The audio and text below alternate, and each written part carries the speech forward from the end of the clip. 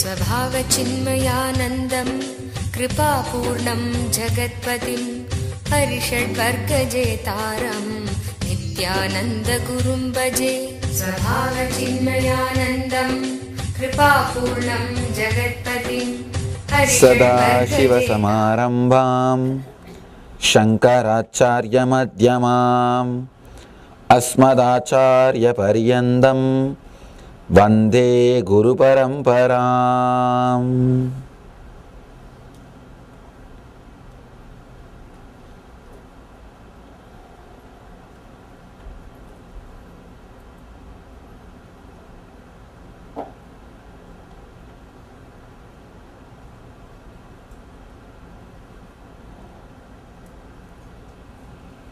I welcome you all with my love and respects.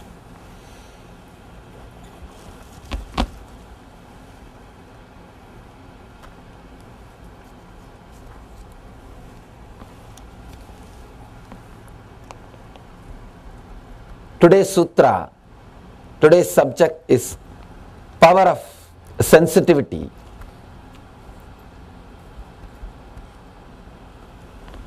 Before entering into the sutras, before entering into the today's aphorism, a few words. Shiva is entering into a new consciousness today. Understand? He is entering into altogether a different space. He is entering totally into a new space. Shiva was giving us enlightenment techniques to achieve enlightenment. First, for the people who are eyes based, means who are constantly interested in seeing. More people who are painters, photographers, who are oriented on eyes. Then he gave techniques for the people who are oriented on ears, listening.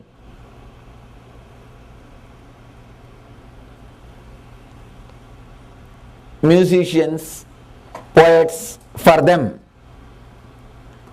Then he gave technique for the people who are touch oriented, who enjoy touch, who really enjoy the physical pleasure. For them he gave meditation technique to become enlightened. Now he is addressing people who can't find time. Means all of us. People who can't find time for meditation. He is addressing totally a different crowd, different level people. He is altogether changing his very way of teaching.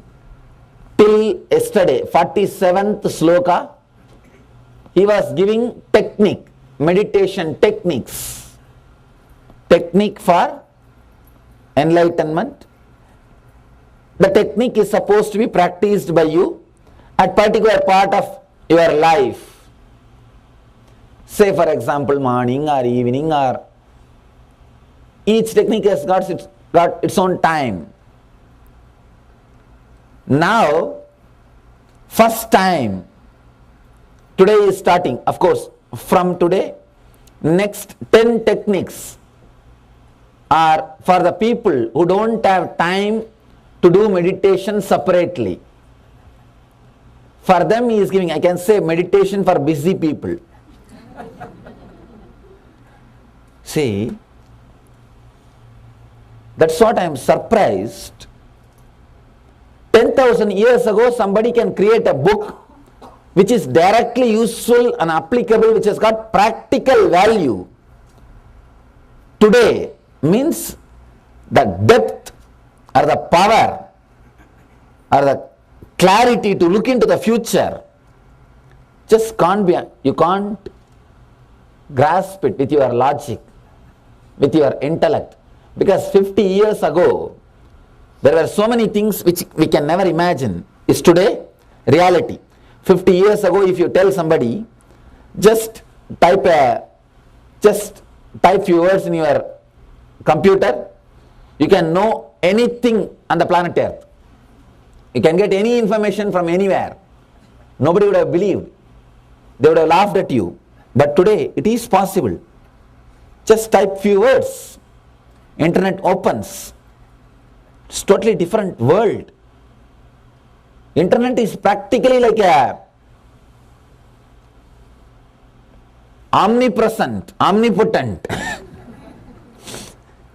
an omniscient. It can tell everything, all powerful, and it can do anything.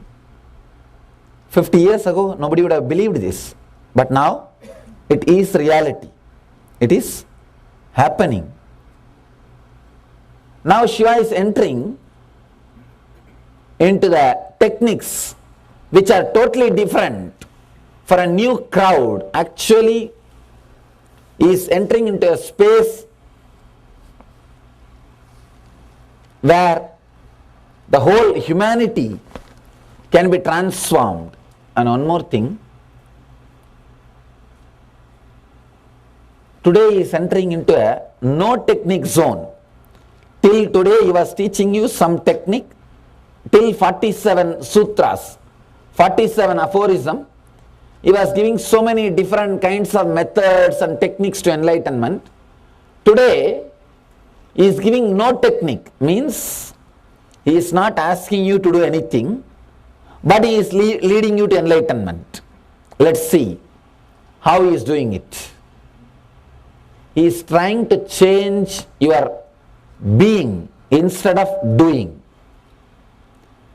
Till 47th sutra, he was trying to change your doing. Means he was telling you to do this, do that. 48th sutra, he is not telling you to do anything. No. Nothing needs to be done. He is changing your being. He is entering into a different space, different plane, different kind of instruction. He is coming out with a different kind of instruction. Let me read the sutra and we'll try to understand. O lotus-eyed one is addressing Devi. Lotus-eyed one means that person whose eyes are just like a lotus. Traditionally, it is believed Shiva's eyes are like a sun. So Devi's eyes are like lotus. It blooms seeing Shiva's eyes. Just like how the lotus blooms seeing the sun, our eyes blooms seeing Shiva's eyes. Shiva is addressing Devi, O lotus-eyed one, sweet of touch, when singing, seeing, tasting, be aware you are and discover the eternal presence. Let me read the sutra once more. O lotus-eyed one, sweet of touch, when singing, seeing, tasting, be aware you are and discover the eternal presence. He is not asking you to do anything. Nothing needs to be done. That's the first freedom for you. Today I am not going to ask you to do anything. Nothing needs to be done. All you need to do is to remember you are. Understand? The difference between eating, remembering you are eating. You can see without remembering you are seeing, or with remembrance you are seeing. You can eat without remembering you are eating, or with remembrance you are eating. You can sing, you can taste, you can dance, you can do anything with remembrance or without remembrance. Many times you can see in your life.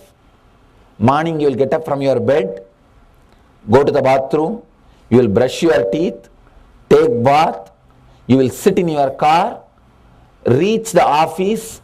Only after reaching the office, suddenly you will remember how you came in that whole route. You will not even be remembering. Just tell me, how many of you came to the self-awareness at least once when you drove from your home to here? Many won't even remember yourself even once. Only when you park your car and go to the office, suddenly you will remember, oh God, I came through all these routes. So many activities in you are happening without your awareness, without even you remembering yourself. So many things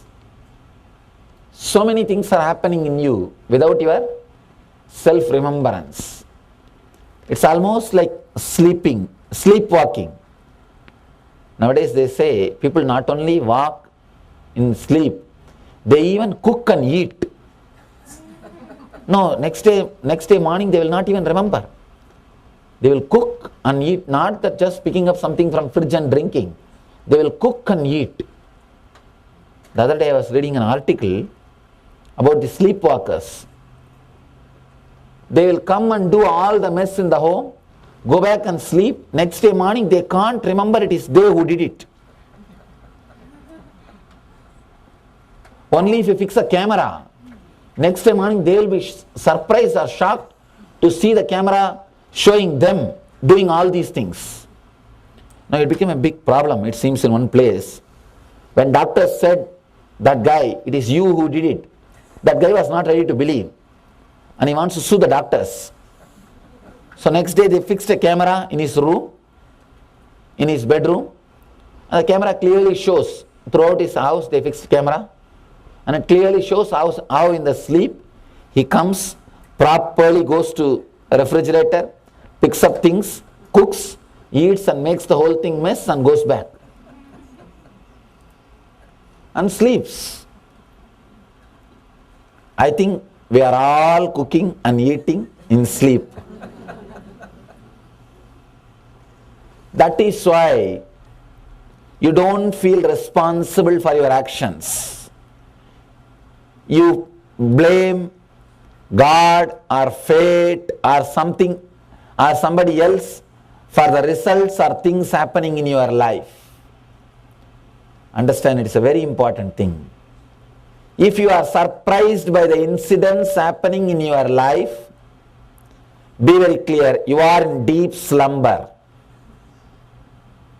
If you are surprised by the diseases coming to your body, be very clear, you are sleepwalker. If you are surprised by the incidents or the depression happening in your life, be very clear, you are doing things in your deep sleep.